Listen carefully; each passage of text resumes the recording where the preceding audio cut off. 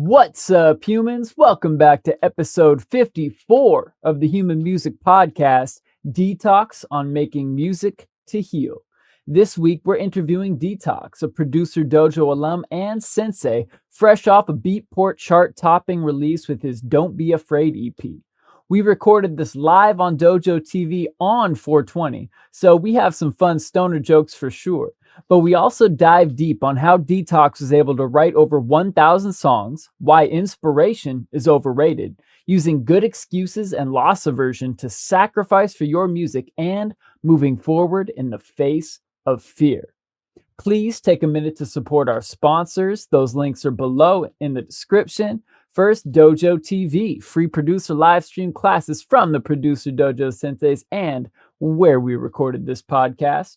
The weekly download, where you can learn from Ill Gates himself in his private weekly group lessons and get access to over 220 more episodes in the archive for just $20 a month. Guest practices, where you can learn from Seth Drake at the Approached Institute, the best engineer we know. Your first class is free, and you'll learn some incredibly high-level mixing and mastering techniques. Finally, Gvngaroo Records music distribution, because once your music is sounding great, you got to get it out to the world, right? You can do that at Gvngaroo for under $10 a year. Get on it. Those links are below. Support the sponsors. Now, humans, let's get into the episode. Hello, people of Earth. This is Tesco with Rip Kenny and Trap Jesus, and you're listening to the Human Music Podcast. Woo!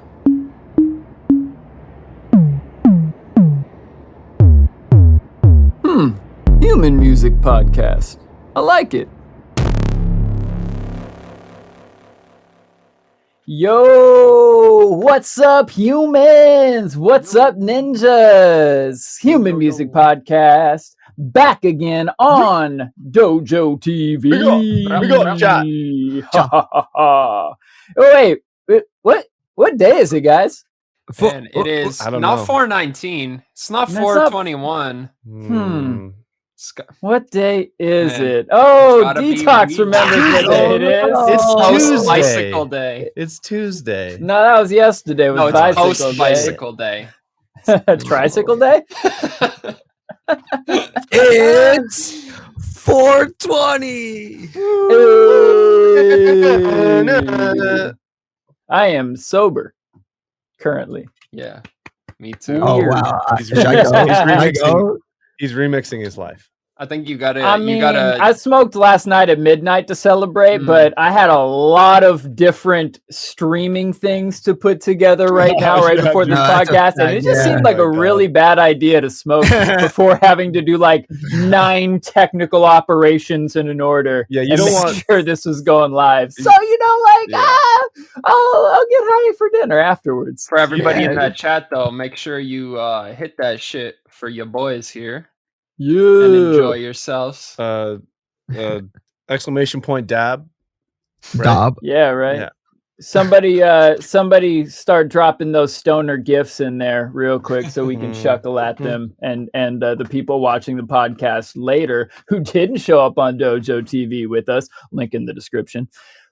They just will never know what we're laughing at. It'll be great. Inside jokes and all that shit. But I just want to say we're here with Detox. Yes. The man Detox, Beatport chart topping artist with his sick EP. Detox is in the motherfucking building right now. Everybody give it up. Let's go. Big up, big up, big up. Raising the Yeah. roof. Raising the roof. Yeah, man. How you doing today? Good. I had a quick question. Where can I see the comments? They're in the just Discord. in Discord. Oh, in the Dojo Discord. TV Oh, okay. Discord. Yeah, man. That's All where right, cool. that's where we all at. We are live on Dojo TV, so the Dojo TV chat is where it's All at. right. the- Oh, hey, yeah, look. Sorry to kill There's a vibe. weed leaf walking down a street. I love it. Does Hey, have- shout out he to has, like, everybody Thanks, Nard. tuning in He's here. got like the cops behind him though. I don't know. It's a little sus potentially. Yeah, but look at him. He's walking a straight line. You know, what are the cops going to pull him No, over dude, for? He looks like definitely- he's trying to. He looks like how it feels when you're trying to act sober. It's so true.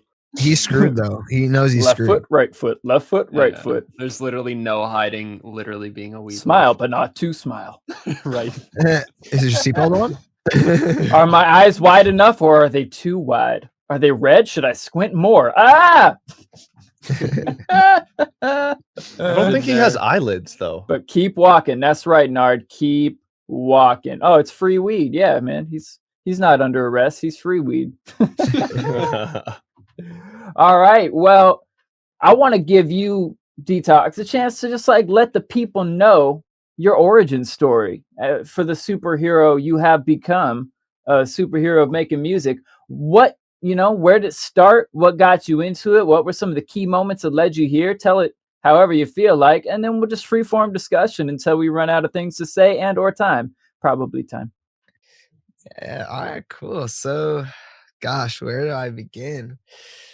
So, I really got started with the music out of not the brightest circumstance, let's say. Like, so when I was 13, I actually I got jumped and I got assaulted, and yeah, someone smashed my head into the ground like multiple times for my cell phone, and I woke up later on, and Fuck. yeah, sorry to get real quick. I just no, my man, that's rough. Yeah, take another hit, everybody. Hold on though. Every superhero origin story has some trials and tribulations to overcome. Yeah, right? I see where you're pretty much going. all with start this. with trauma. I see where you're going with this. It's like Captain America getting beat up at that alley. You could do this all day, but I hope you didn't have to. No. So yeah, I got assaulted when I was 13, and I mean, I won't bore you with the details of the whole scenario, but ultimately what it did is it caused me to be out of school for a couple years. I had permanent damage, and it definitely took a while to get back on my own feet, let's just say, and my sister at the time, I was like 13, she was maybe like 18, 19. And she was into electronic music and house music, and she was seeing Dead Mouse and all these things, So it kind of inspired me because I was the youngest. She's the oldest. We have 5. There was 5 of us. Well, is 5 of us. So then I started just basically just DJing. I went to Best Buy and I got this little $100 red and black turntable. Which do you remember which one it was? Like a Newmark mix track or some shit like that? I got virtual DJ with it. I think it was maybe Newmark actually. It was literally just EQ, like 3 EQs, the low, mid, the highs, and that was it. And then just the 2 jog wheels. Press play. Yeah. And hey, it's the basics. It's the essentials, man. Yeah, I mean, it was the dub delay is great, but you can get by without it. Oh yeah, it was. I mean, especially to learn being 13 years old, I was so just excited to actually start doing something with myself besides just that happening and then sitting at home and not being able to be with my friends at school and everything, you know what I mean? Not being able to play contact sports or go into anything I was waiting to go into, wrestling and all that stuff, and so basically I started mixing house music, and I started to pick up on the trends, obviously, because house music is, pretty similar song to song with the beat structure and everything. So I started understanding that what each song kind of needs and has. And then why can't I do this? And then, so before I really dove into it, that's when I actually went to my first music festival. And it was dedicated to the Grateful Dead, and it was called Gathering of the Vibes.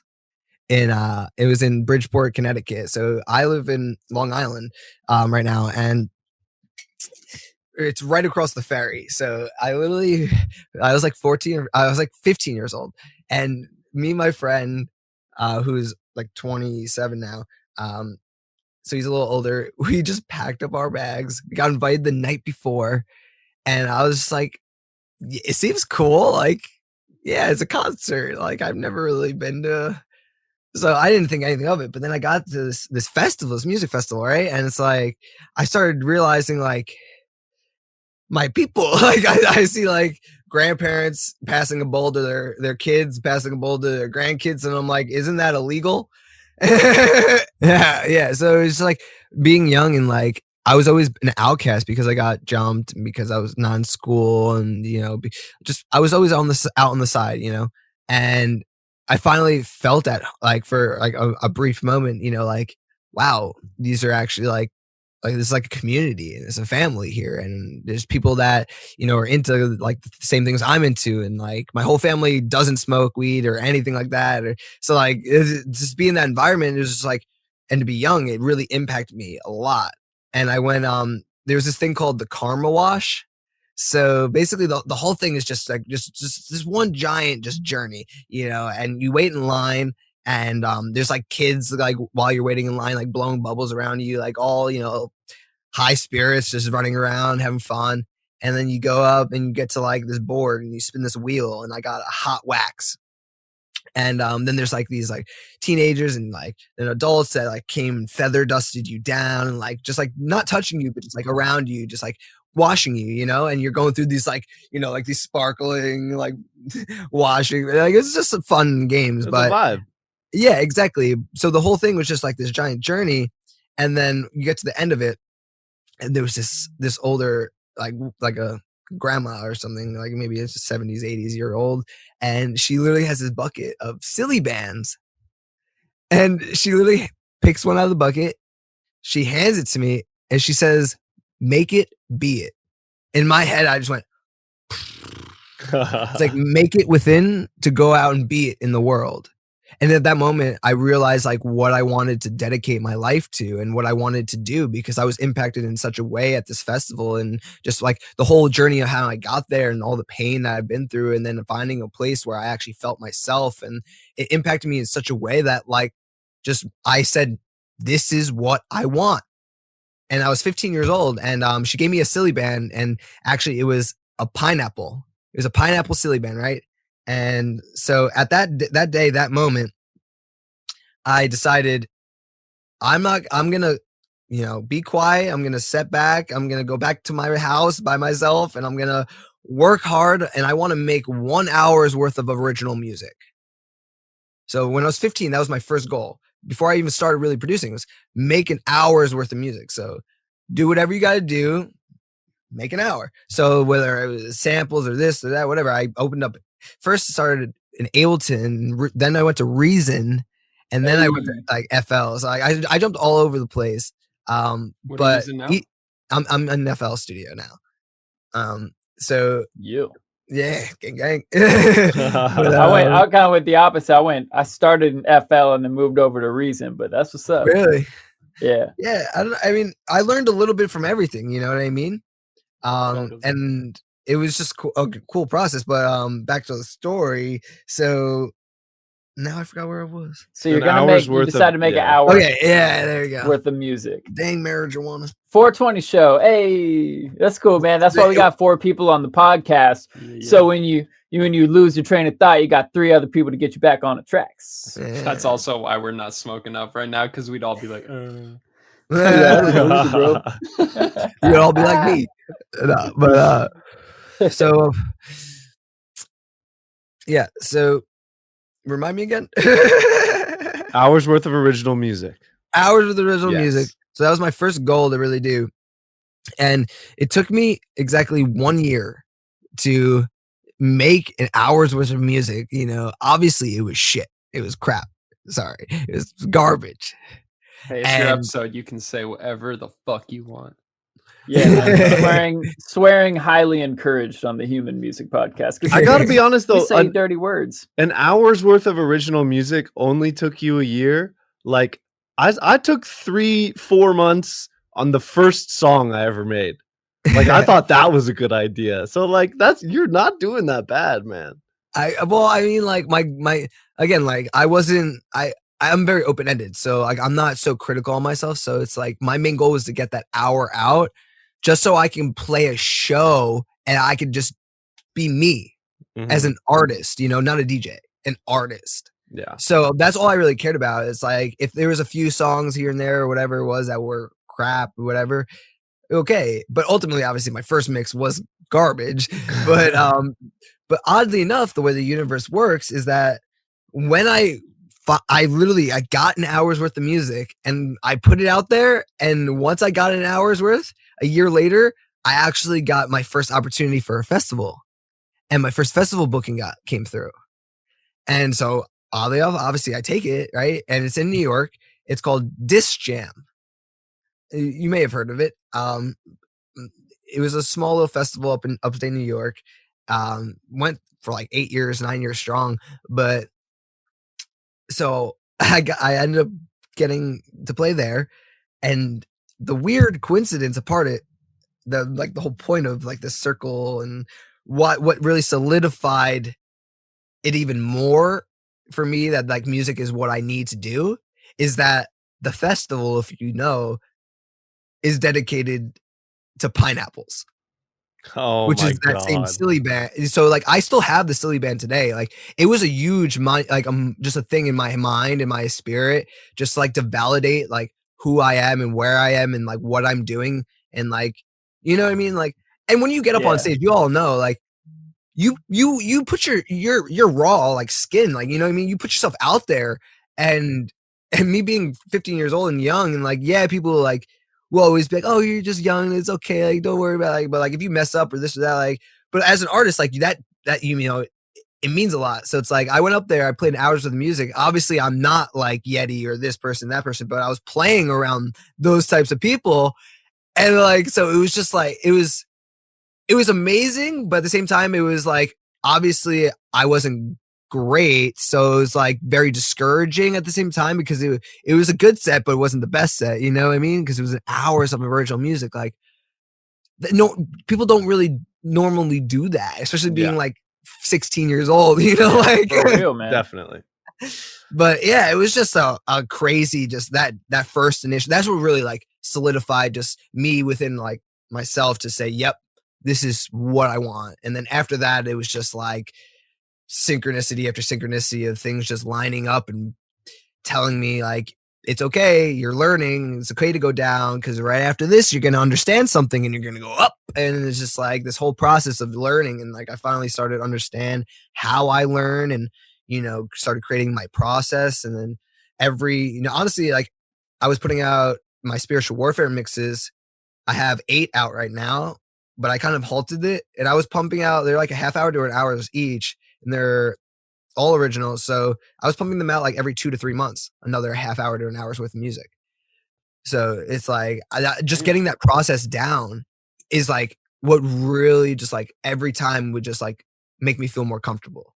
Another hour is like, all right, you know, and then I would just keep intertwining the songs and stuff and just like making each mix I make new and different and whatnot. So every show I played was just like a new energy or whatever. And people notice that and like that and want that. So I was able to diversify like my bookings and play all over and start building a fan base because of that, you know? And it was like, I don't know, it's just really interesting, cool. And I'm very thankful and grateful for, you know, where we are even such far. We're not even that far in, you know, it's like, but Yeah. So the first thing that crosses my mind, you're making 30 minutes to an hour worth of original music every 2 to 3 months. That's prolific incarnate. How were you releasing like some of those or all of those, or was it just for this mixtape? so I have released right now, I think maybe 30 to 40 minutes worth of music released. And honestly, all of it is not like I only released music that I felt was like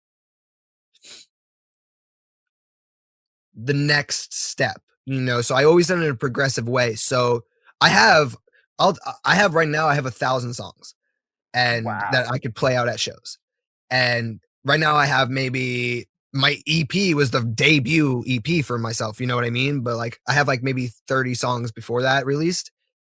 But on top of that, so I have all of that I'm really just sitting on trying to fucking wrap my head around and trying to plan and trying to push to labels and trying to do in a way that's like shows an evolution, that's what I like as an artist. Like, I like seeing that. I like seeing when you were crappy, and I like seeing the next day when you made something better, like, and I like that. So Totally. I like showing that. Yeah. So, dude, okay, so 1,000, holy shit. What? So, like, the EP that you just dropped, which is sick, by the way.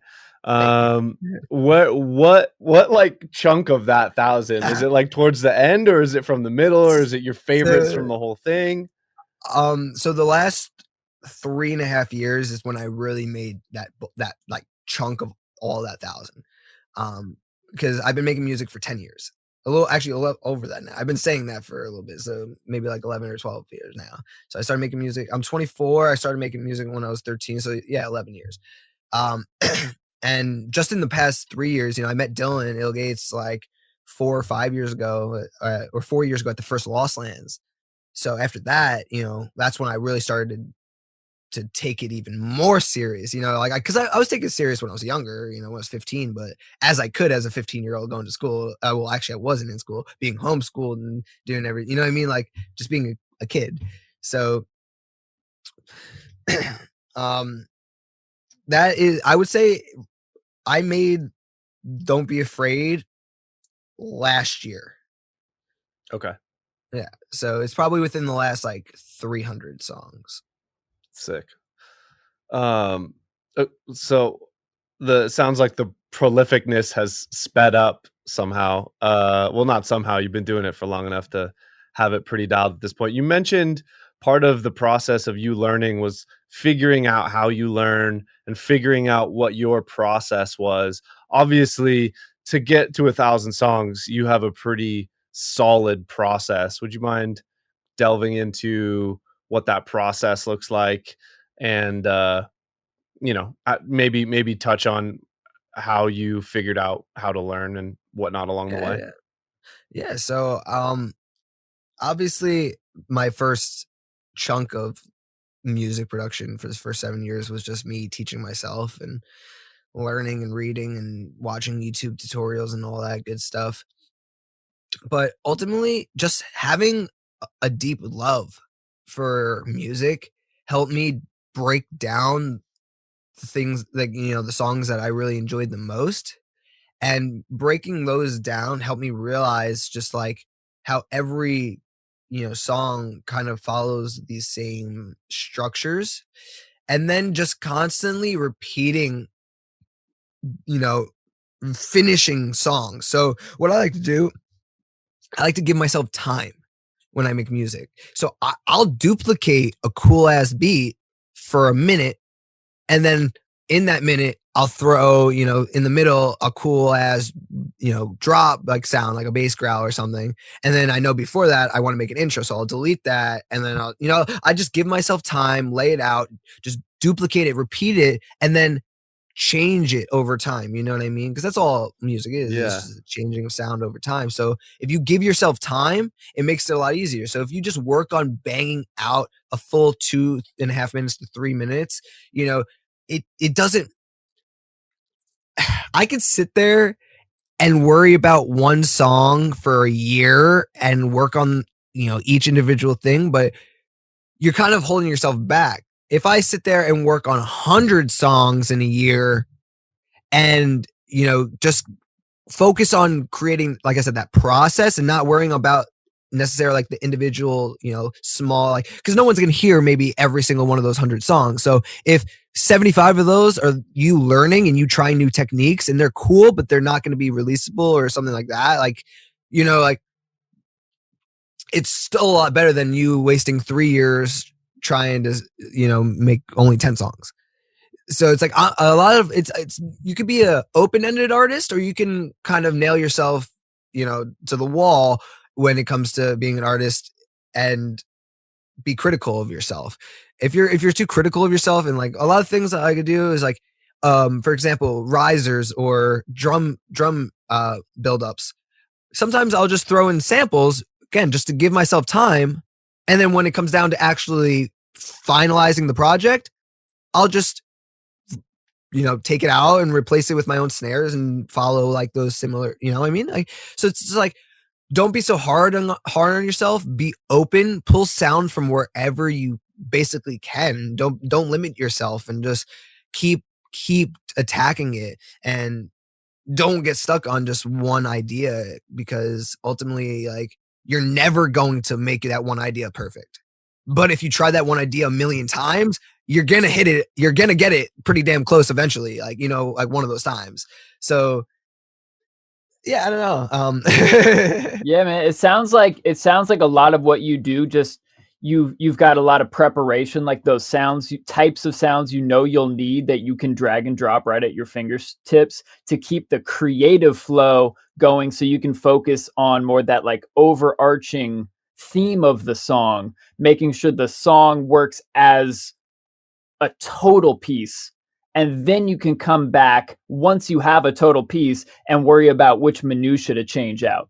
Yeah. So for example, like, so in that sense, like, in my creative work part, it's like, I don't stop. I just do whatever I got to do to get it out. But when it comes to the technicals, that's when I actually put my intentions into play. You know what I mean? Like, when I'm making music, though, I don't have intentions. I'm a channel, for spirit to come through. I'm just a window.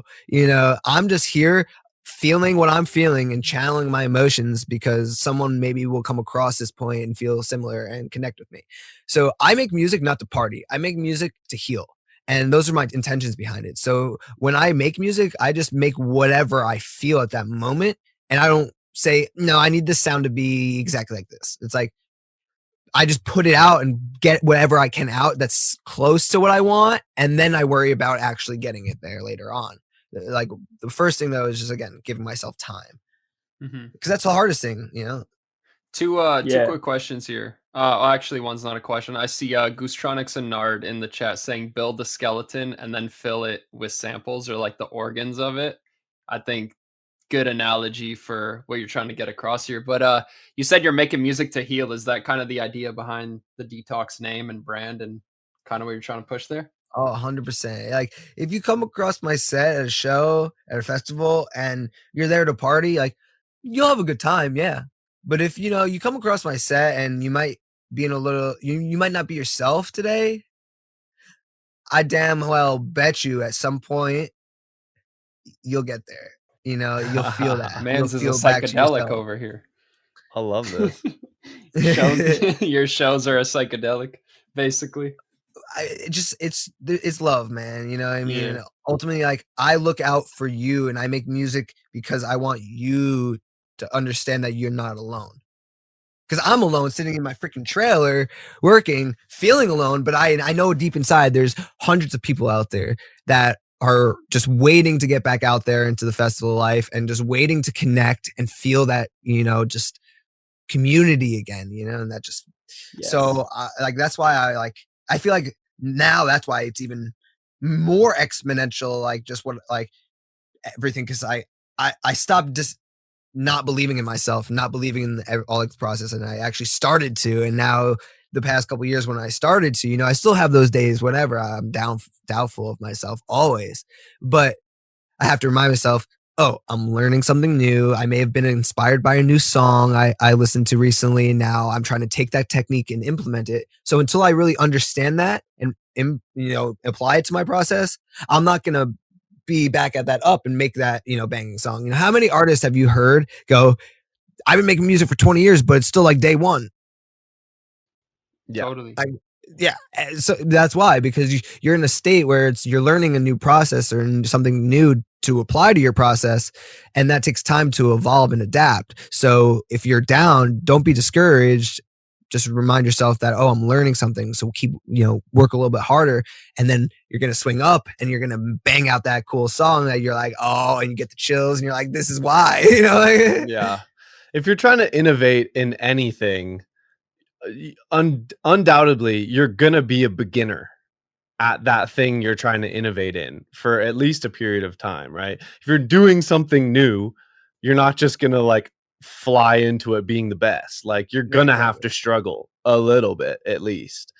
And so I love that. And I also love, I feel like you might be the most consistent, like from story to like branding to even just like the words and stuff that you use to like explain your ethos and your music. I feel like you might be the most consistently cohesive artist that we've had on the podcast.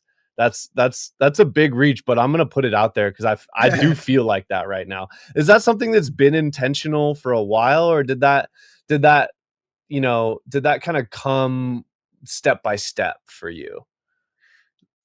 So it's kind of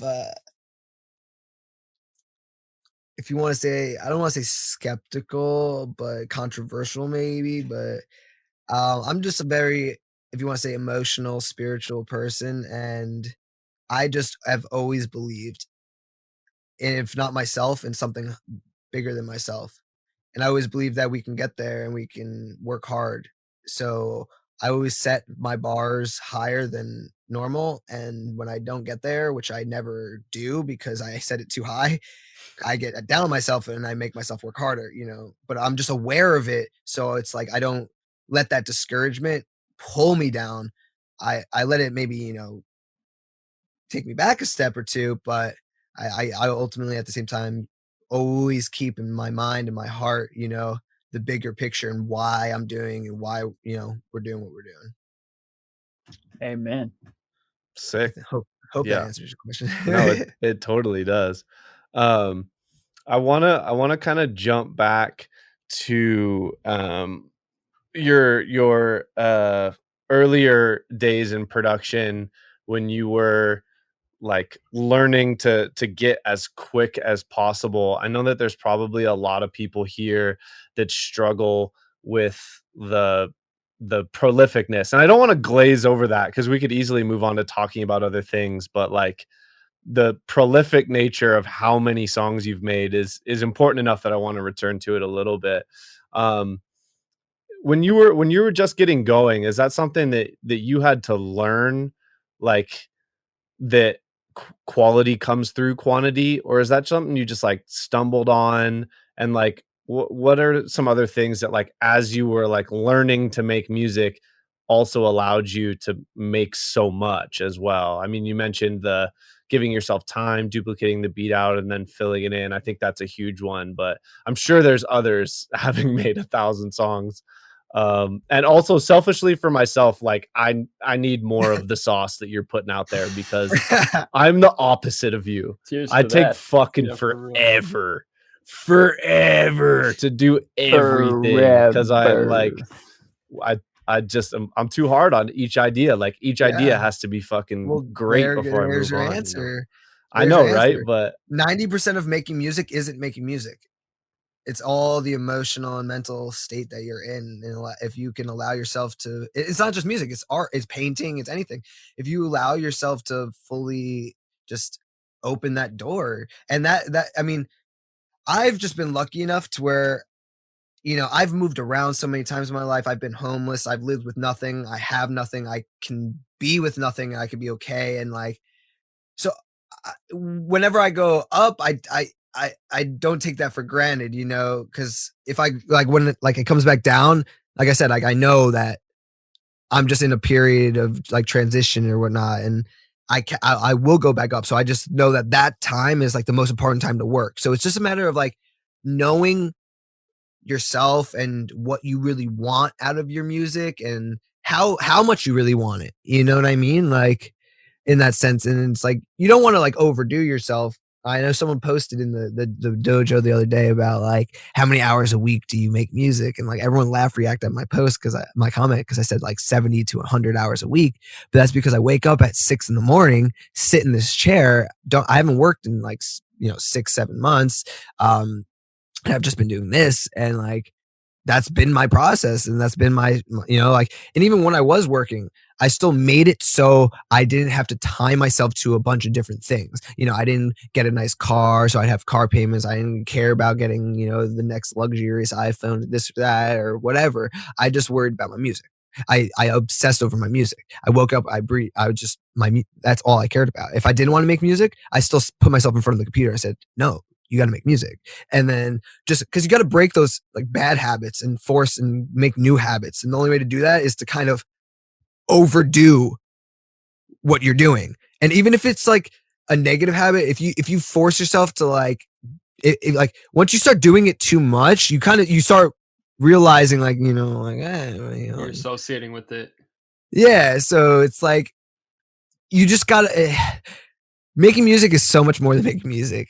You gotta really just like breathe it, live it, sacrifice your life for it. Like I would throw myself out there. I waste every penny I have and go to this festival, but not for the intention to party, for the intention to network and to meet the artist and to try to get, and just a connection with and dude, I got booked in Iowa, Michigan, and Texas, and all these places by doing that, you know what I mean? And it's like, so, I mean, I guess to sum up your question real quick, to get that quick process, you really just have to allow yourself to drop the barriers and walls and just, it sounds cliche and tacky, but you gotta just believe in yourself and what you're doing. And it's something actually Bill Gates said to me at Deja Vu. We're standing in front of in the crowd, me and Dylan, and he said to me, he's like, dude, you need to realize you were here to make music. And as simple as that is like it's like we're here to make music and enjoy that.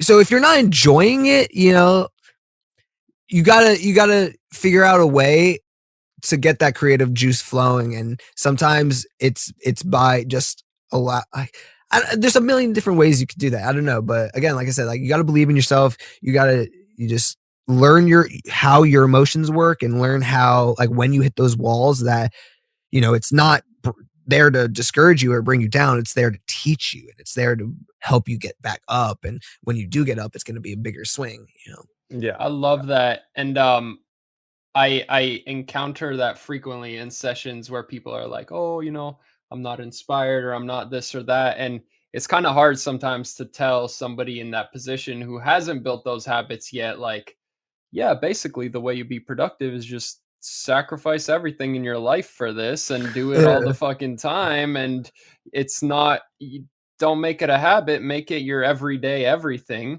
And it's like, it can be a lot for people to hear sometimes. And, sometimes you hear like, oh, I can't work every day. Like, I got to go off inspiration. My stuff's going to get stale, blah, blah, blah. I'm curious to hear from your side, because that's something I've always disagreed with, that you can run out of inspiration. I think maybe it takes longer to sift through all the shit ideas to find it. But I'm curious for you, as, another fellow music producer that works his ass off constantly and puts in like double-digit hours, consistently. It's like, what's your thoughts on, writing every day is going to tire you out?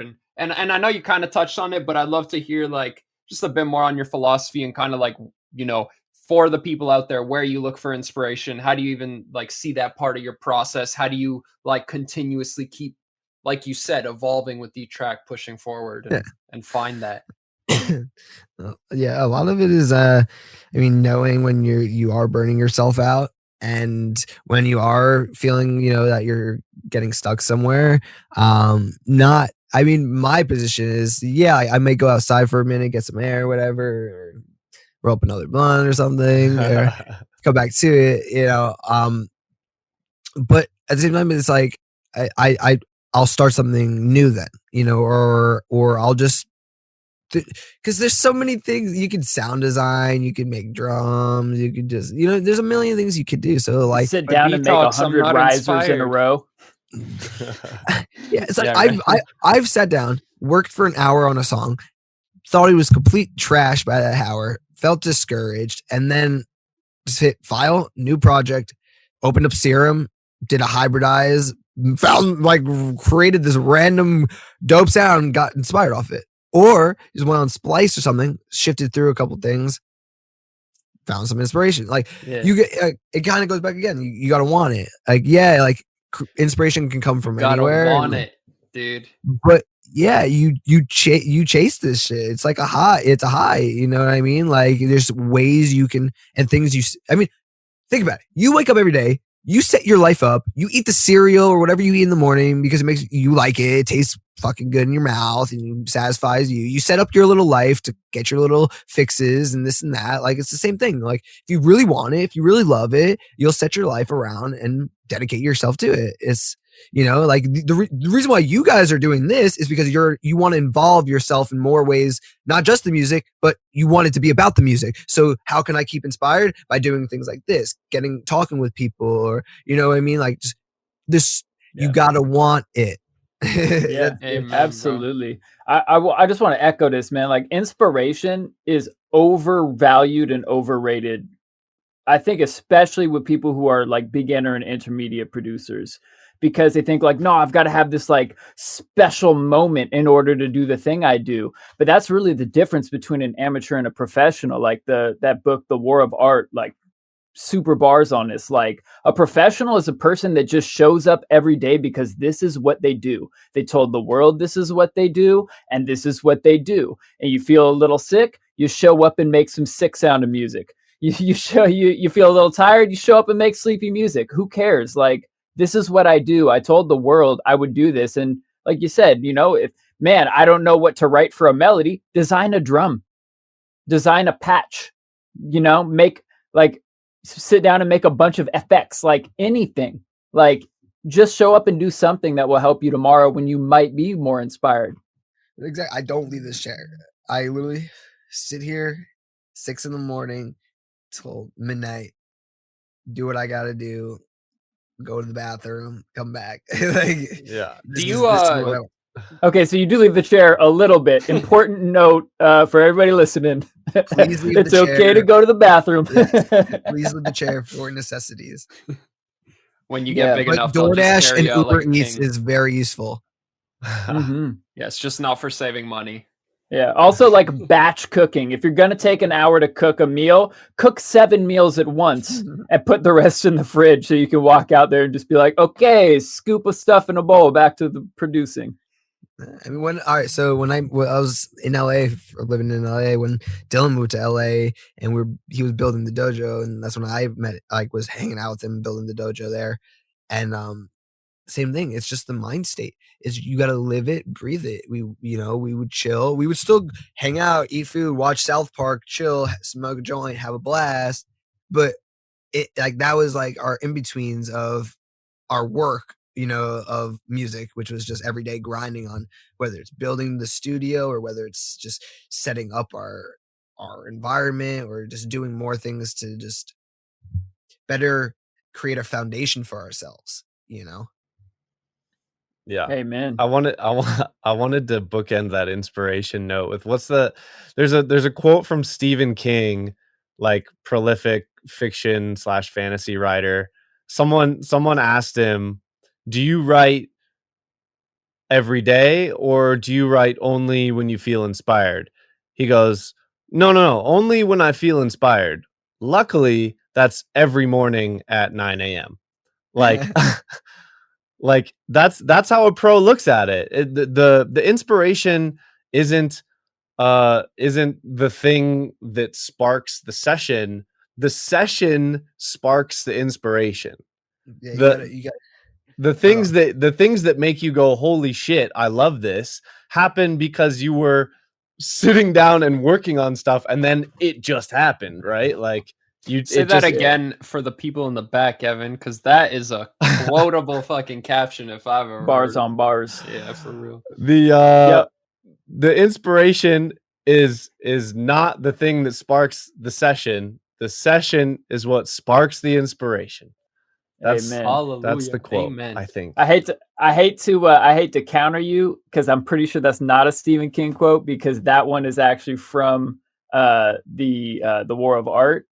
But that Stephen King book on writing has so many dope, like creative things as well. And one of the things I really like in that book that kind of relates to what you've been saying, Detox, is that like you've got, you come up with like an idea, you get like the spark of something and you follow it. And I love, like Stephen King talks about it like being an archaeologist and uncovering like a bone. It's one bone. You're like, oh, what's this?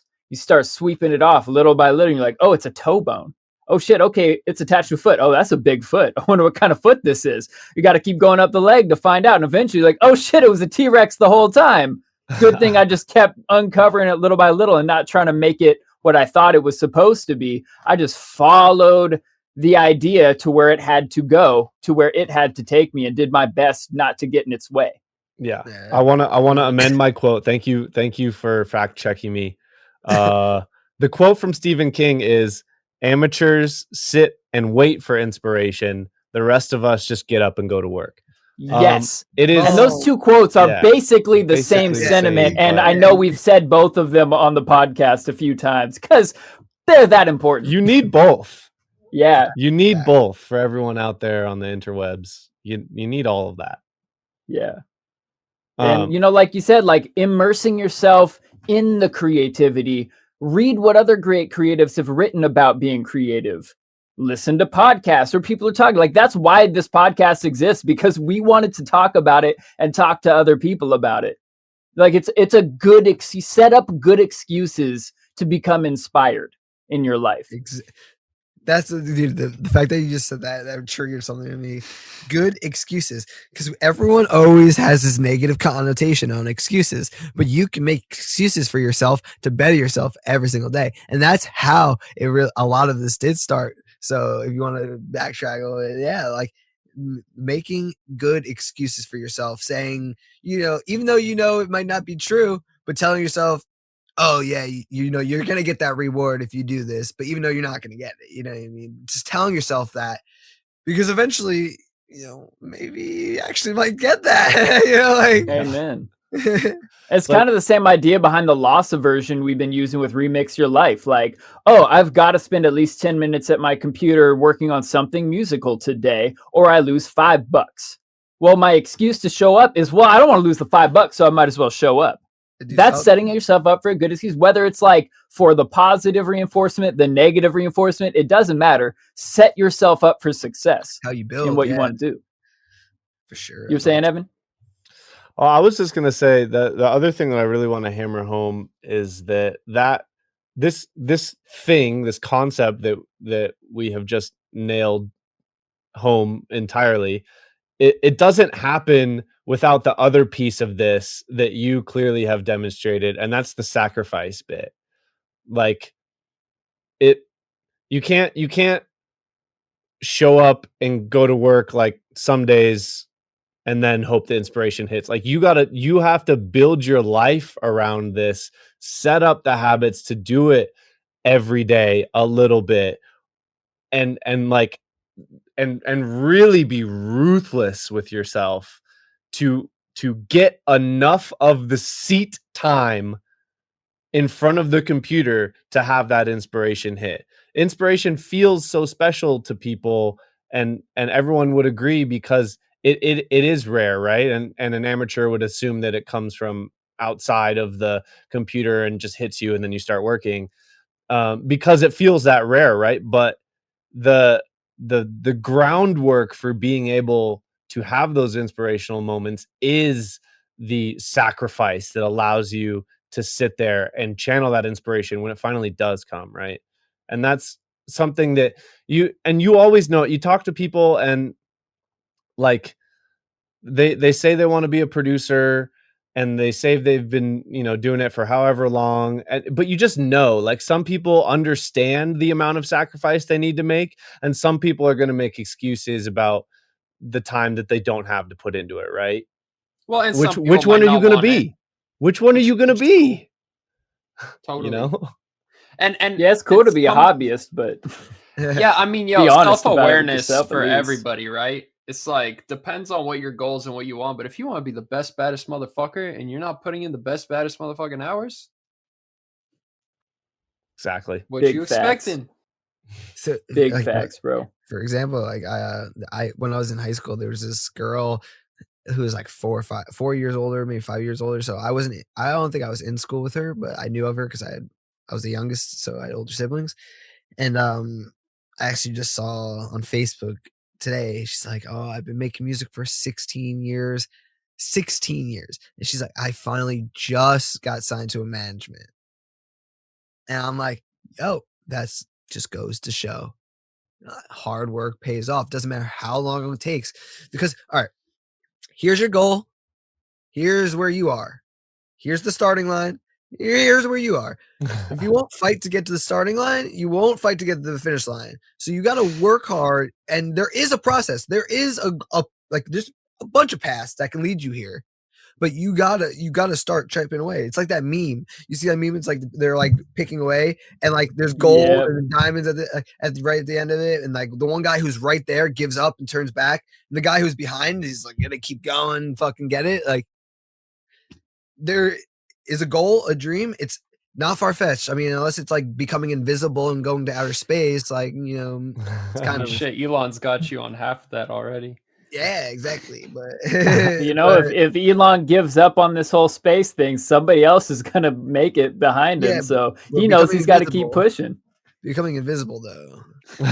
I mean, give him some time. I think Elon's got that one too in the bag, dude. But the what you don't become invisible. Just don't get famous for anything. Don't become well known for anything. You'll be plenty invisible. What you said though about that meme is like the most honest, brutal, everyday travesty of something like production that is multifaceted, that takes a lot of learning, takes a lot of struggle, a lot of sucking before you make something that you're proud of. That first 95% is a shit ton of work, and that last 5% is just about as much. It's less, but it feels like a shit ton of work as well. But there's a lot of people that put in that first 80 to 95% worth of work to get pretty good, and then get discouraged and think that it's not for them, or just don't have the resolve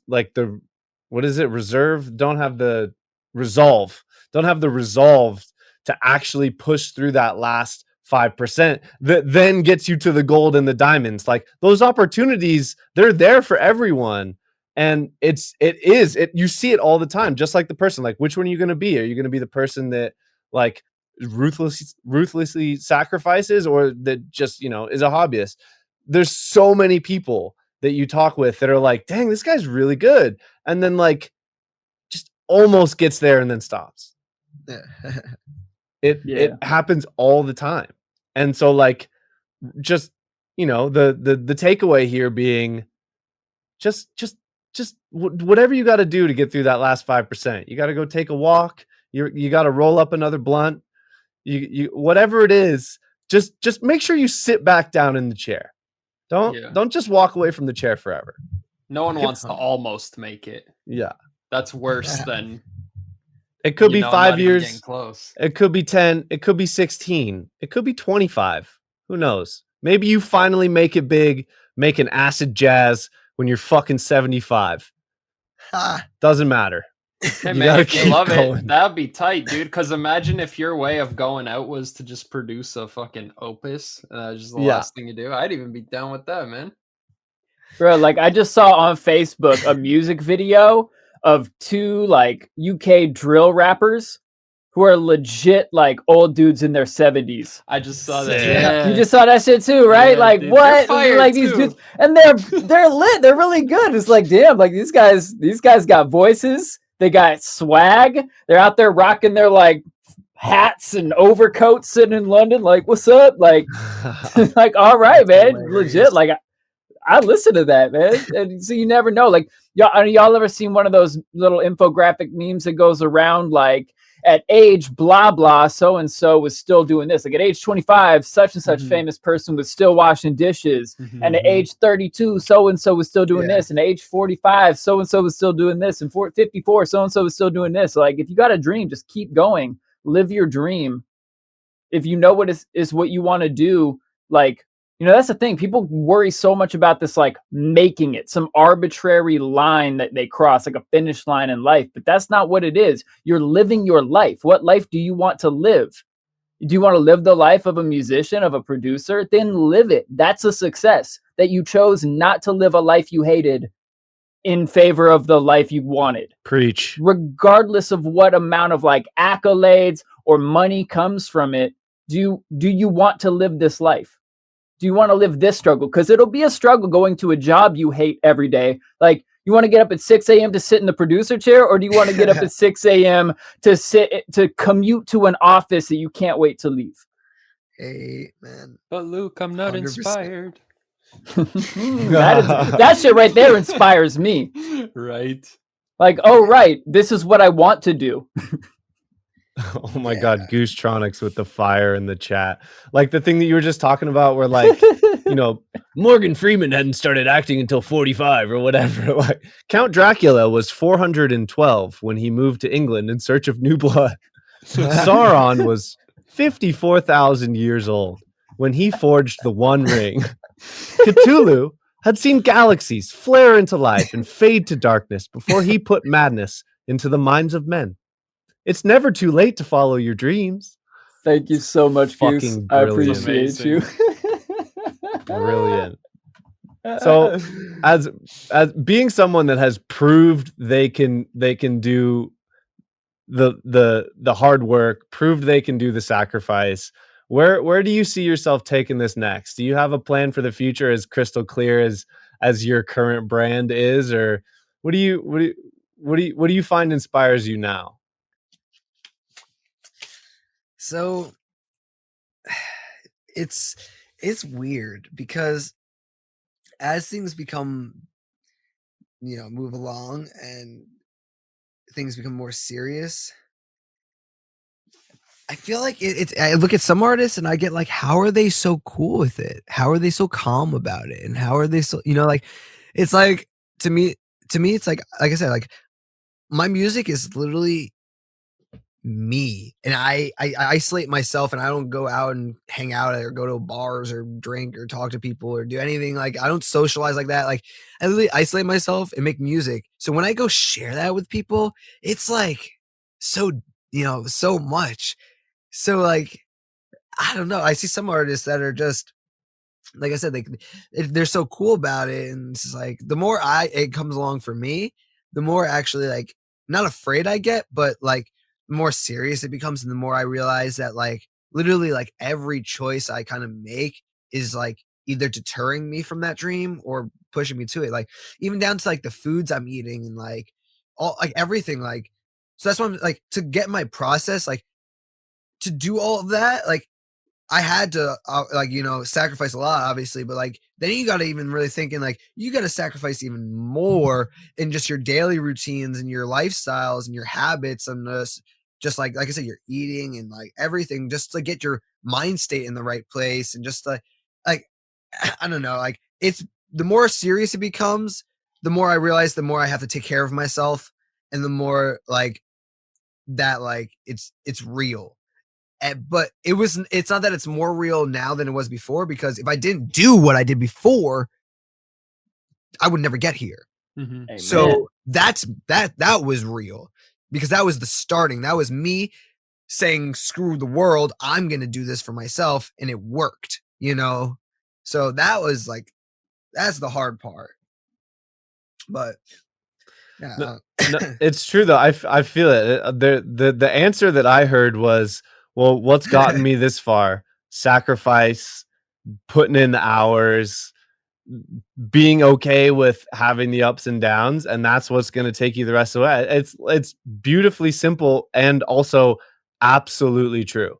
If you think that you're not going to have to sacrifice and continue to put in the work, once you get to that point where you have made it, in air quotes, even though that point never really happens, even for the biggest of the big, like you still, like, if you're the number 2 DJ in the world on the charts that don't matter, you're gonna want to be number 1, right? Like, and if you're number 1, you're like, well, I'm only the number 1 DJ, how do I be the number 1 pop star?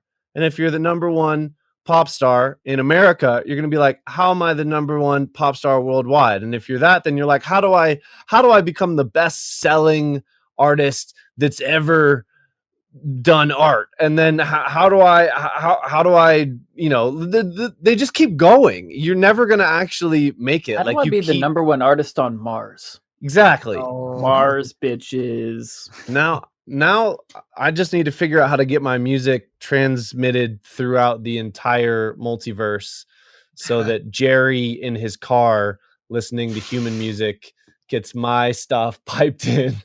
Boop, boop. Yeah, exactly. I like it. Exactly. Saves us all. Yeah, but Yo. I do feel you though. I'm just gonna wrap this up, Luke, and then back to you. As you get better and you keep raising that bar for yourself, right? Like there is like this weird like continued pressure of like, oh shit, like now I can't be as good as I was before. I have to be better. And that is another pitfall, which is why I love that we're having this conversation right now, because I'm currently in the middle of that, like trying to set the bar higher for myself and feeling like my writing sessions continue to get longer and longer because the coming up with ideas for each step of the process has to be like, no, this is really good, but it's got to be fucking sick.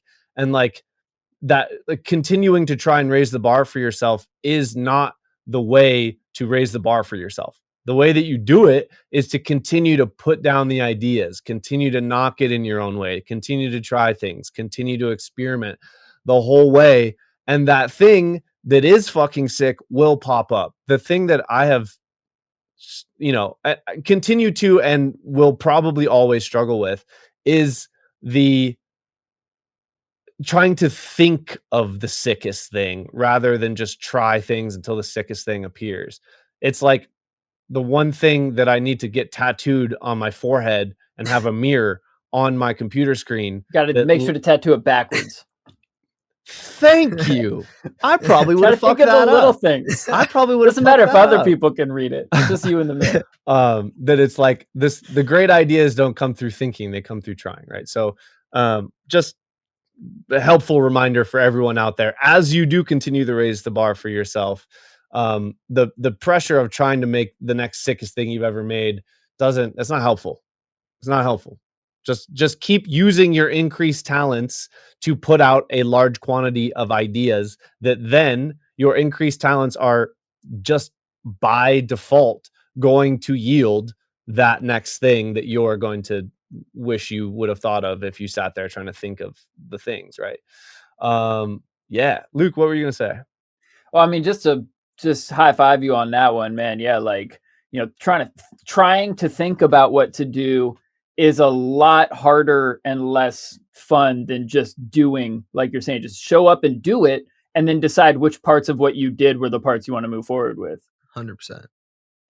But what I wanted to segue into was talking about fear, because a lot of what we've discussed has been about like overcoming fear, like being, those excuses, but I'm not inspired, so I shouldn't show up. That comes down to, well, I'm afraid that if I show up, what I make will be shitty, and then I'll feel bad about myself, and then I won't want to show up tomorrow. So as a person who just released a whole ass EP called Don't Be Afraid, how do you suggest that people get from afraid to not afraid? Listen to the EP. No, I'm just kidding. First off, highly recommend. Do that anyways. Link in description. And what else you want to say about it?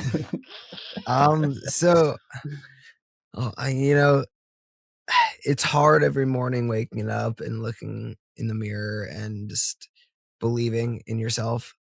So, I mean, to do the opposite is, I can't tell you, I could sit here and be like, oh, just believe in yourself. But, you got to really understand yourself and understand your intentions and ask yourself, why is it that I want this? Why is it that I'm doing these things? Where am I in my life? Is this actually realistic? What do I have to do to, navigate myself in a position where I can maybe make more music? Or, it's like, again, you have to just try to understand yourself. Stop kicking yourself when you're down. It's okay. You got to just realize that you're not alone. And like the second song, Far From Home, like whether you're out there in the darkness and you feel like there's no going back, we're all out there in the darkness. And luckily there was this light that pulled us all together. And that's that love that we all share and that same pain we all share. So if you just understanding that and becoming aware of that, and just realizing that what you're doing, making this music is made to heal people, and it's more not just about the physical fun aspect, but about the emotional healing of a person, because that fun aspect allows them to break free and allows them to forget about their sufferings and forget about what's going on in their everyday life, and you create a new world, a new fantasy basically in them, and you inspire them. So see it as a blessing and an honor to be doing what you're doing and to be able to, be here to share that and share your passion. Whew, Amen. man, That was that's poetic. beautiful. Yeah. Yeah, think that's, you can step outside of yourself. I might be afraid to show up to the DAW today. Maybe I'm not inspired, maybe whatever, but maybe the thing I show up and create today when I'm feeling insecure will help somebody else who hears this song someday through their insecurity. I'm gonna throw an insecurity out there that I just realized today that I was doing. So on my Eurorack, I had like a really, really great sound design set. Like I've had some okay ones with it so far, and I had like a really, really great sound design session. And I literally haven't touched it since. This was like a week and a half ago because I was like, oh shit. I'm like, now I've raised the bar so much for myself. And I just realized this morning that I hadn't touched it since then. And that was why in the back of my head I Yeah. hadn't, because I was screwing with it like every night because it was fun. And then like now I hadn't touched it because I was like, oh fuck, I just raised the bar for myself. Like now if I make something not as sick as that, I'm gonna feel bad about myself. Like Or if you this don't still utilize that, happens. yeah. Like it doesn't matter what level you're at. Like that shit still happens. Like it never is easy to believe in yourself. Like you can't just always sit down and have that belief, which is why a group of people, support system like this, to remind you that shit's okay. It happens. Mhm. Yeah, because it's hard sometimes because your family might not understand the scene in electronic music and this and that, or they might not be into your siblings might not be into that type of music, or your peers might not understand it. And that was always my case. Like people weren't listening to electronic music and things like that because my 20-year-old sister was, and people my peers, were just young kids still were just like listening to the radio, whatever. So it's like it was like I don't know. It's funny, but it's interesting. I don't know. Man, that fear of not being able to outdo yourself. Like you set some arbitrary bar, and that fear of never being able to pass that fake mark that you think exists. Yeah. Like that kind of reminds me of some shit I read in Be Here Now to put it in terms that relate to this. Like the higher your ego thinks it is, the further it thinks it can fall, and the more it thinks it can be damaged. And that's the other side of it. Yeah. But that's just as I like that. Man. like And that. I mean, I remember high key in 2004, 5-ish, I had written a rap song, and then I hit a little slump. And I was afraid that I would never, ever write or produce a song that was better than that one high key 16 years ago.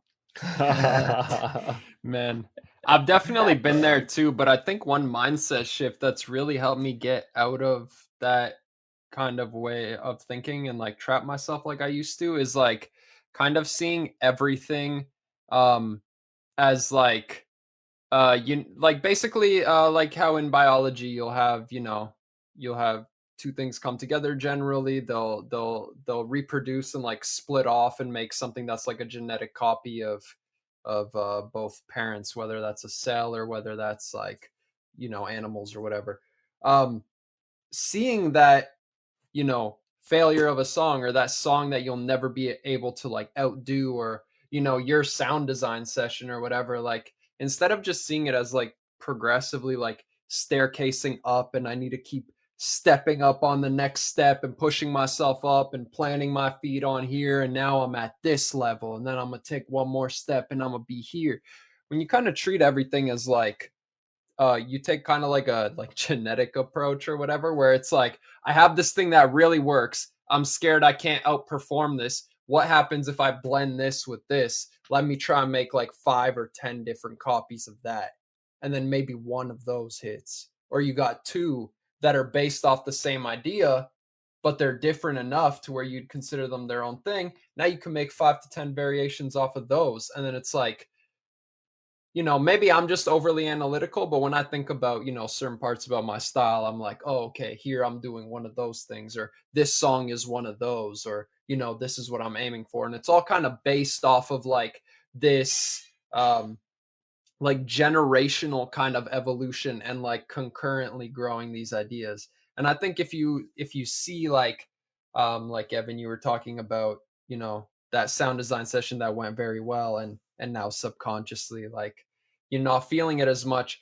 I think like it's a cool opportunity there, you know, realize that that one technique you stumbled across that produced all those cool sounds, or even just a sample or 2 of those sliced out of the mud pie, can alone yield like infinite variations based off of that. And so I think they're all equally as important. It's just kind of branching out in this like tree-like structure more so than it is like this is better than this and this is better than this and this is, you know, because therefore this has to be worse than the thing above it, and this has to be worse than that thing and the one above it, and so on. And yeah, like really the rabbit hole is endless. If you have 5 kids, the chances that you're going to have one that's as prolific as James is, chances are the other 4 aren't.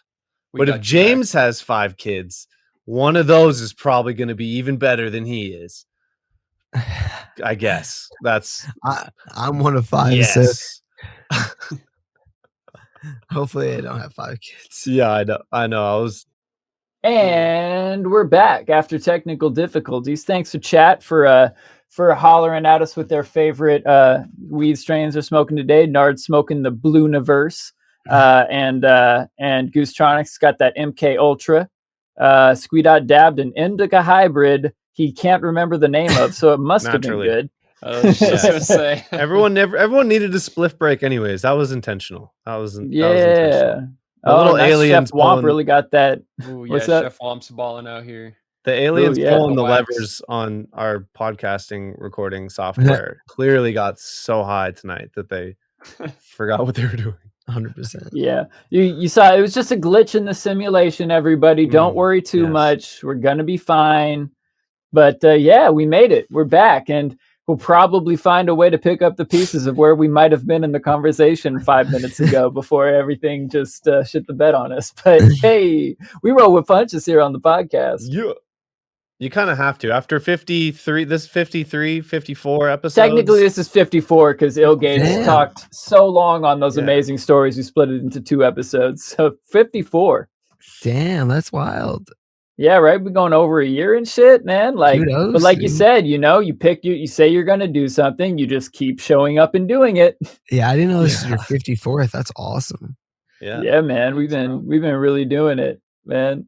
But yeah, so man, just like plug the hell out of this awesome EP. I know I would like brought us nearly to it with this conversation about fear and tied it to the name of your EP. Don't be afraid. Available on Beatport and all streaming platforms. Links down below. But like, tell us about like the process of like coming up with that concept, coming up with that music, and how the release has been going so far. So first off, if you do purchase the EP on Beatport and you send me proof of it, I'm giving away the Don't Be Afraid sample pack for free. Woo-wee. You already know what to do. Yeah, definitely. Yeah, I gotta send you my proof of purchase. I want them samples, son. Yeah, yo. And actually, we're still like I was saying earlier to you, Luke. We're still actually pretty up there on the charts. We're at number 19. Top 20, baby. Yeah, but I mean, after considering like all the artists I released since March 5th, and right before that were up there, you know, like crazy big names. So it's still crazy that that's up there right now. It's like, fuck. Hey, congrats, man. Thank you. Yeah, But big ups. It no- sounds great. I really enjoy the EP. Yeah, it's definitely.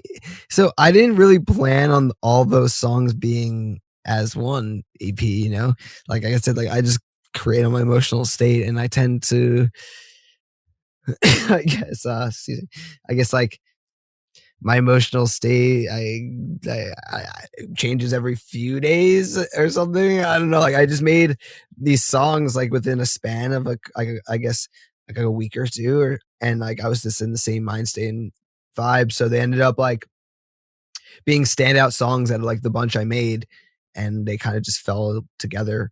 No real intentions on like any specifics. Like again, like the same way I make music, I just left it open, and it kind of all just. But Yo, Nard just said he uses your EP as a mastering reference because it sounds so good. that's fire. And Heike, I have too. Well, fuck, I gotta get on this, dude. I'm missing out. Yeah, I mean, yo, it slaps, man. It sounds really good, man. The levels are awesome. It's like it's loud and it's like it hits hard, but it's smooth. Like it's hitting all the right, it's like that hard to get balance between like, oh, I got it loud and I got it in your face, but shit, now it's kind of harsh. Now I got to throw 3 soothes in a row after the 20 OTTs and try and fix what I messed up, but yeah, you got a real clean vibe on it for So being so smack you in the face. Let's get nitty gritty. Everyone in the chat agrees as well. It's a smooth ass EP. What are you doing production technique wise in those songs that you might say attributes to that?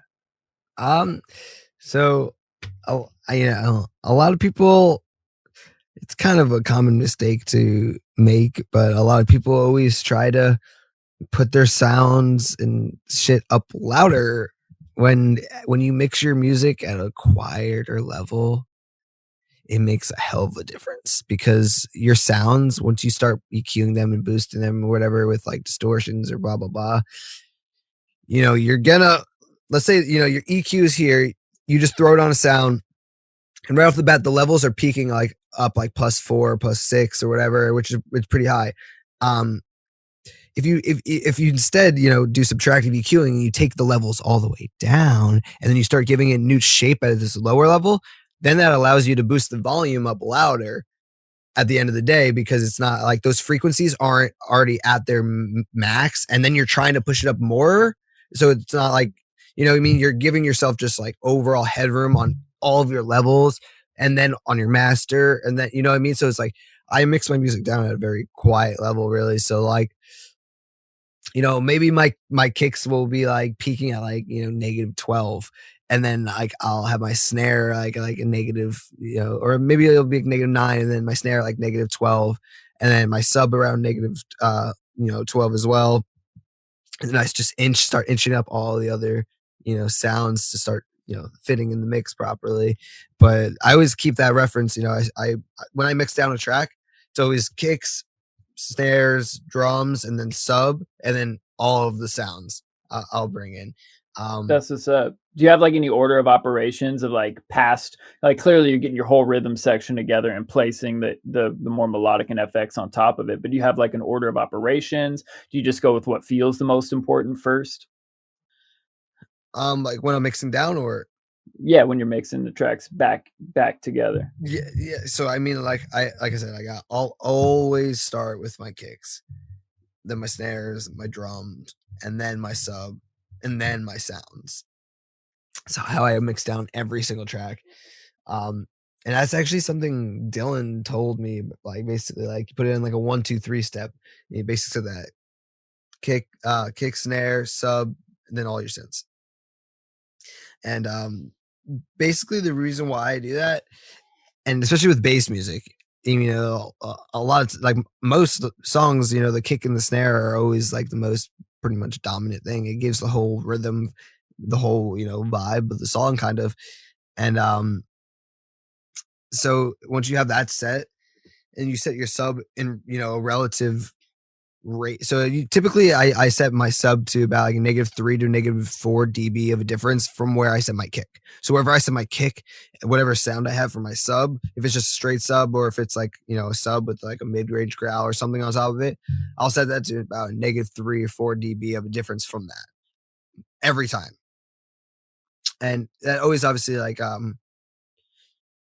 it may vary a little bit depending on like how clean the sound is. Maybe if there's like a little bit in the like the bass range and not just the sub bass range, maybe be a little bit muffled.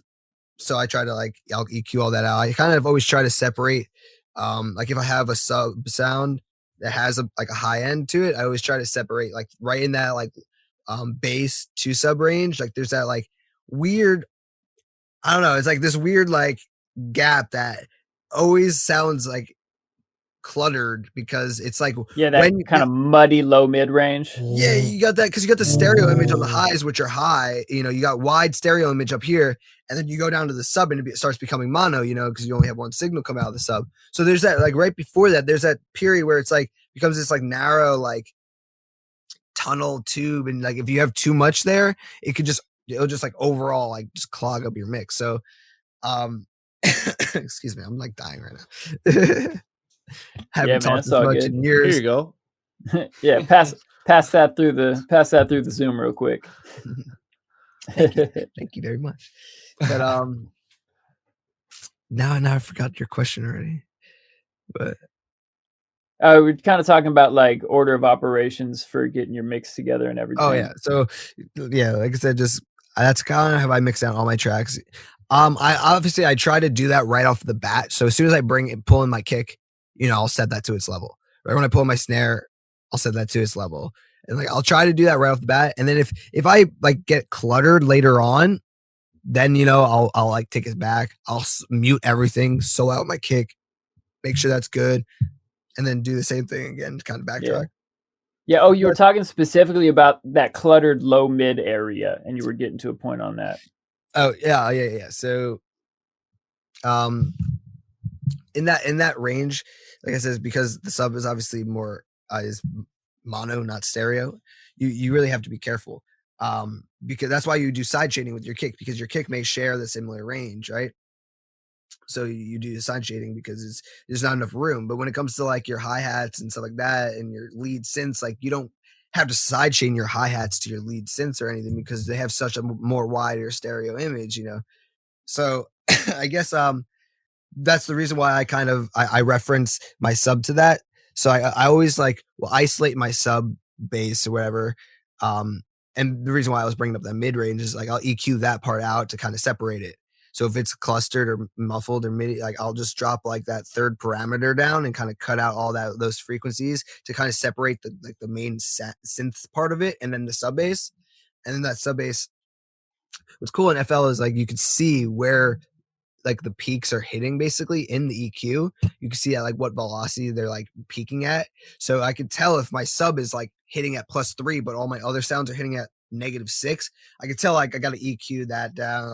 So I like to visually look at all my sounds too a lot. So just seeing where they are and how they're really working. And then visually what frequencies are really the main gist of the sound, and then highlighting those and then cutting out all the other frequencies that may clutter my mid sounds or whatever.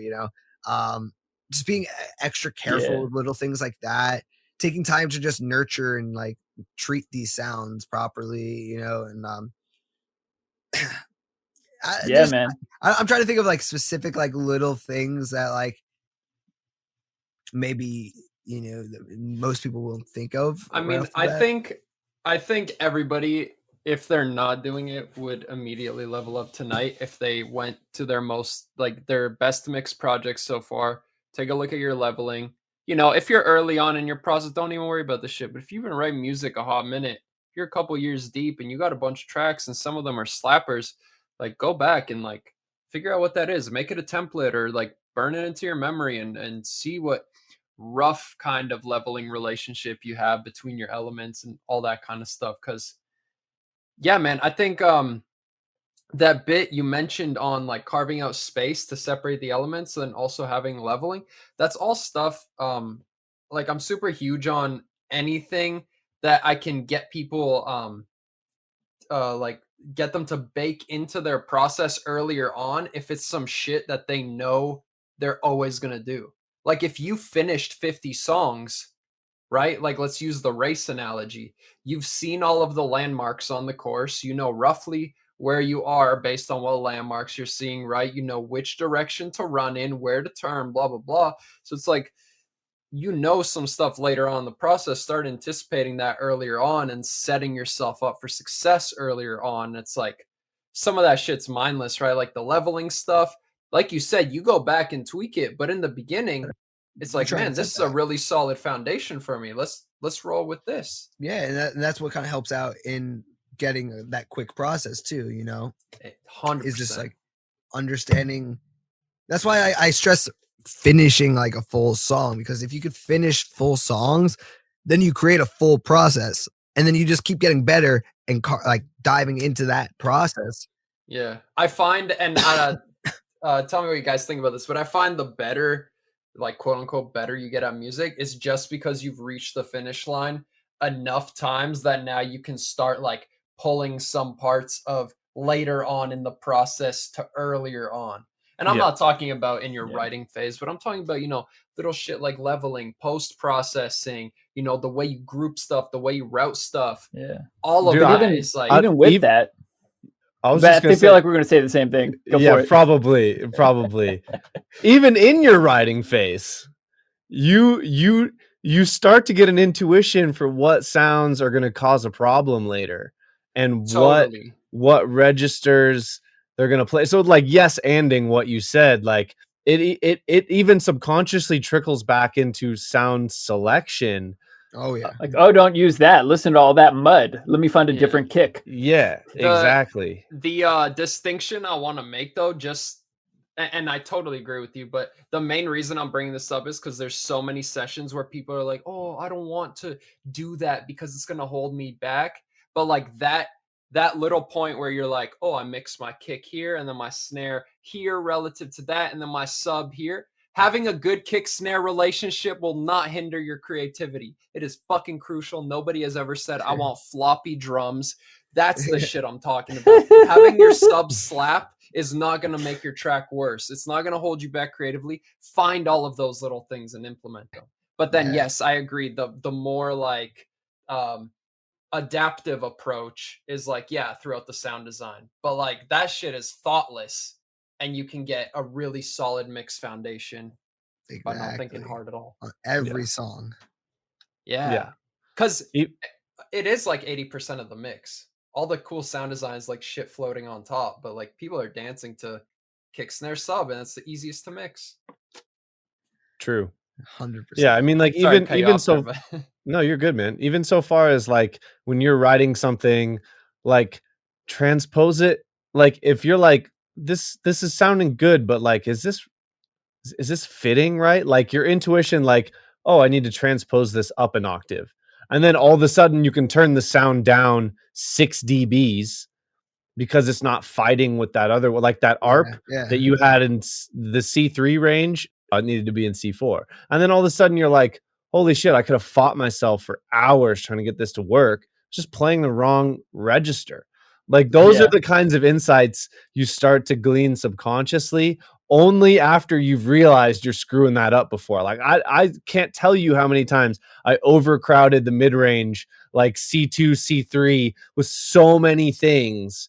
And then I was like, oh shit, like I actually can put this like long sustained note up at C5 and just have like a nice like shimmer on top. And then that ARP can go an octave up. And then holy shit, now all of a sudden all this stuff fits. Yeah. That's why you Understanding gotta the finish 'em. structure of your sonic space. I remember the first time I ever brought a track to a really good engineer. I was like, I got the mix back. He's like, oh, it doesn't sound like my reference though. What about this sound? What is this? He's like, look, dude, you gave me 3 sounds in the low mids. Like, what the hell am I supposed to do but pick the one that seems the most important, push it to the front, and push the other 2 way to the back? And it was like something clicked in my head, like, there's only so much space. I can't just indiscriminately cram in as Yeah. many sounds and try and shoehorn them all together. There's no definition left. That's so I funny. started listening to music different after that point. 100%. That's Dude, so that is funny. still something that even today, driving, listening to Nero as I do, You do. just like reminding myself how 3 really well written elements go way further than all of the complex ridiculousness that we feel is necessary to fill something out. Like, I've talked about it on this podcast and I continue to get better at it, but I still have a lot to learn in this area. When you have those elements that are killing it and you ask yourself, what do I need to add to finish this? You've already gone wrong. How do I make those 3 elements that are killing it big enough, fill the space, have, well tucked in reverbs and delays, and like really make those things that you're supposed to be focusing on and hearing, make those things not uh further in the background by adding other stuff, but embellishing the things that they're doing well to fill out the rest of the space.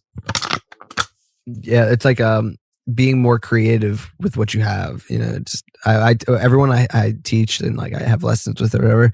That's what I always stress to everyone. It's like you don't need to add a million sounds. You don't need to do this or that. Like you just got to be more creative with what you have, because they'll bring me like a 3-minute project and it's really good. Everything's there, and now like all they really got to do is just like dive in deeper and just emphasize on like make this really feel like an intro, make this really feel like a ride, like building up, and what I mean, like just like diving a little bit deeper into what they already have. It's not adding this or adding that, it's just taking what you have and really thinking like, how can I do? That's one thing I'm learning right now too, is like with all these like dubstep, it's constantly like one sound, this sound, blah blah blah, like always back and forth from all these sounds, but like I always got stuck on like, how do they make such different sounds sound relevant? And that kind of goes back now, we're talking before with like the whole like the biology and like having it like 2 things basically becoming like a whole tree of things. You know what I mean? And it's like that's exactly the same thing. Being more creative with what you have, finding new ways to make that sound so different that you can incorporate it in between and make it like this whole brand. You know what I mean? Like so. Yeah, it's definitely interesting. I still, when you brought that up, one of the things that I've still found to be such a moment for me, who said it? Was it Moonsplatter? Someone said dubstep is like a really well written like hip hop or rap lyric, like the flow of it, and then you just interchange like cool sounds throughout it, but it's still just like a really swaggy flow at the core of it. And like you could figure out just a nice mumble rap rhythm and then go back and fill that space with cool dubstep sounds, and chances are, because the rhythm and the flow that you created was a cohesive thing by itself, you could put just about any cool sound in there. If it follows that flow, it's going to make sense because it is tied cohesively through that element, right? I think another really shit. good place for that analogy rings true too is like if you're doing vocals and you're comping 50 takes and one is at this intensity and the other one's at this intensity and you put them together, it's going to sound like shit, right? So same with the basses. It's like get some similar post-processing. I like the genetic kind of approach to it, because it's like each of these are going to have certain similarities that kind of like stem down the tree and like helps tie everything together. But each one of those sounds is a rabbit hole that can spawn, infinitely more sounds. So yeah, having that like cohesive element to it by continually branching off of that, I think, making sure first off you focus in on the basics at first, like your LFO shapes, your textures, your timbres, filter movement, stuff like that, and making sure you have a solid fundamental to go with. Then everything you branch off of is going to be pretty fucking tight too, more than likely than not. Yeah, it's funny that I just remembered something, Rip Kenny, you said like the dubstep bass line is like a flow and rap. It just reminded me of being at Nintendo's house in Montana, and I had that little.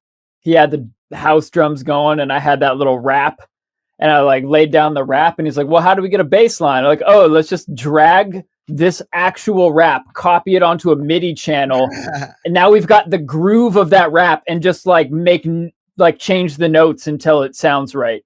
That's It was like, "Oh man, that was the fastest way to make a bass line ever." It's like, bloop, doot, doot, doot, doot, doot. And the- Song's half done. Yeah. See, and the thing about that was one of those beautiful, like, let's try this. And then like, oh my God, it's so brilliant. We changed like one note and like maybe barely adjusted the timing. And it was like one of the most fire bass lines Ableton's shit melody recognition has ever created.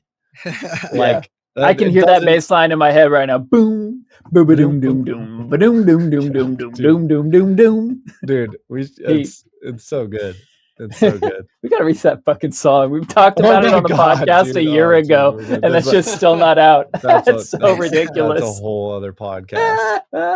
Yeah, we gotta have our rave gravy cohorts on and just berate each other into actually making an EP for that project.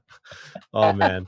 Okay, so we've talked about the inspiration, we've talked about the motivation, the struggle, the sacrifice, the hard work, the technical aspects, the technical difficulties. The technical difficulties. What did we miss, James? Is there anything else you want to add in here? Gosh, well, I mean, like, I just want people to really know where I'm coming from, I guess, in the sense that, like, why I'm doing what I'm doing and what I'm trying to really get out of it. And I don't want your money. I don't want your attention necessarily. What I want is you to have a place to be able to express and to be able to feel and be able to connect with people, to generate and create awareness upon, pain that we all share, so that we can come together and ultimately move forward together. And that if you are struggling or in the dark or anything like that, there are people out there, and there is a place for you, and there are people who are battling the same battle against this darkness in this world and trying to make it a better place. So you gotta focus and find those people, and when you do, give it all you got, and fight the good fight as well alongside them. And you got a place here, you know what I mean? That's the detox, and that's the spiritual warfare. And it's, the more this goes on, the more awareness we'll continue to bring to it. And it's more of a movement and a revolution rather than just like a party. So I hope people see that, and people see the artistry behind that, and want to be a part of that. That was beautiful. Amen. You got a really awesome outlook on the whole journey. I don't even want to say music, because like we touched on earlier, it consumes your life, it becomes life. And yeah, I think it's a noble vision, man. I think there's a lot of people that have made it with way less of a vision, and there's something inspiring about what you're trying to do, and I think it relates with everybody, man. So I have high hopes for that's why I want people to realize that it's like, even if I was like had 1 million followers one day, like, you could literally call me or hit me up or message me on Facebook, and like I'll always be the same person. And like, I want people to know that, and I want people to understand that I'm not, like, I am still a human being, no pun intended, but hey, we'll take puns. Wow. Or we'll take puns, intentional or otherwise, on this podcast. Wow, that's the perfect bow. The perfect bow after an already perfect bow. It's like one of those Christmas presents that has like that nice little double bow. Oh, amen. Beautiful. As a postscript, just tell the people where to find you, man. Where on the internets that they can follow your journey. I mean, you could check out my website at officialdetoxmusic.com, Facebook at Official Detox Music, SoundCloud, it's just Detox, but I mean, search Official Detox Music on anything. You can find me, Spotify, Apple Music, whatever. Like I said, the Beatport, if you purchase the EP on Beatport and you send me a receipt, I'll give you the sample pack for free. And then in there, you can get stems from 2 of the songs, serum like presets I design, and like obviously samples and a couple like starting ideas for new songs. And yeah, it's been a grind. I'm looking forward to the future, and definitely you don't want to miss out. Agreed. Amen. I Agreed. definitely don't want to miss out. I'm gonna go follow you on all these socials that I don't happen to be following you on already. I got you on most of those, but man, I'm really excited to keep hearing how this journey is unfolding, man. Thank you so much for being here. We really appreciate it. This was Thank you. absolute blast. I really appreciate you having me. I had a lot of fun. I'm glad we got to do almost 2 hours. That's awesome. Yeah, man. Absolutely, dude. And we'll definitely have you back on in the future because this was awesome. Totally. Oh, hell yeah. I'm down. Appreciate you, all man. right, chat. All right, humans. Big up, chat. Big up. Stay cool, stay sexy, stay safe. You know, stay high or sober. If you feel it, you know, drink some either water. way. Yeah, all the time. Either be high or sober. No matter what. Better sleep. Woo! Oh, and there was one more thing. There was a peace, and then a peace among worlds, humans. Woo!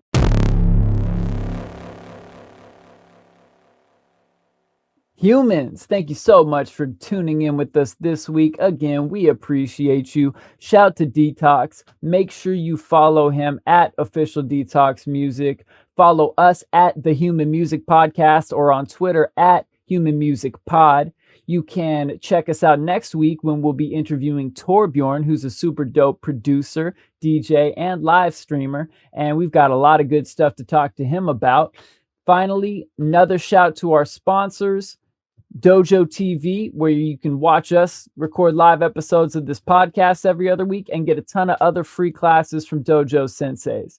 Weekly download where you can learn directly from Ill Gates himself and have access to over 220 more episodes in the vault for just $20 a month.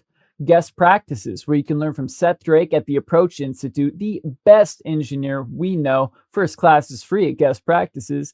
And Gvngaroo Records music distribution, where you can get all your tunes out to all the streaming sites for under $10 a year. And we got a bunch of extras over there for you too. So make sure you click those links in the description to support the sponsors. While you're at it, hit that like, that subscribe, and leave a comment for us. All right. Let us know what you want to see on the podcast, what you're enjoying, and tell a friend about it. All right. Help us get out to the world. Until then, humans, peace and peace among worlds. I like it.